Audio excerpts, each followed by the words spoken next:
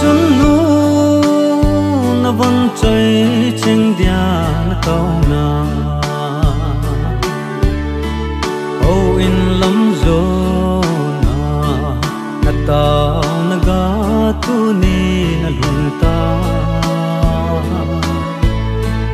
kamu zalun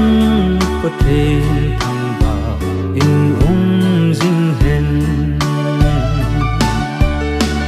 chun la zo ka hin mil zo cô về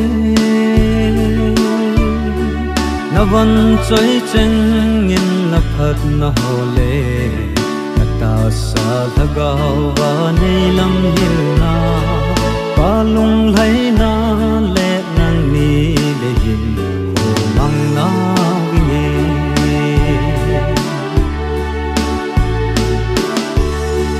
say chim phố nghe cái đầm sông nhìn cái chun lu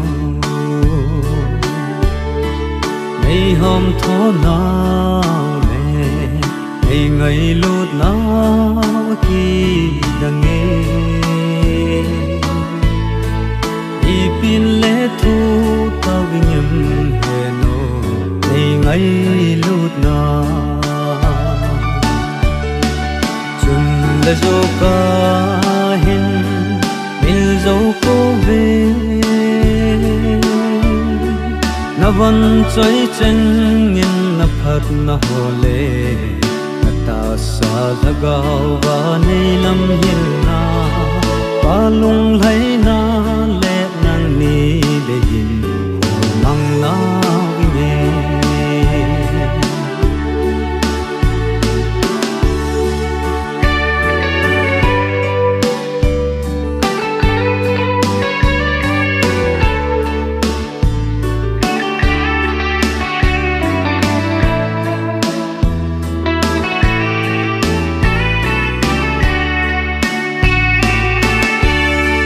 say chim phố nghe cái đầm sông nhìn cái chun lu ngày hôm thó nào lệ ngày ngày lút na khi đang nghe đi pin lệ thu tao nhầm hè nô ngày ngày lút na la zo ka hin mil zo cô về na văn chơi chân nhìn na phật na hồ lệ na ta sa la gao và nay lâm hiền na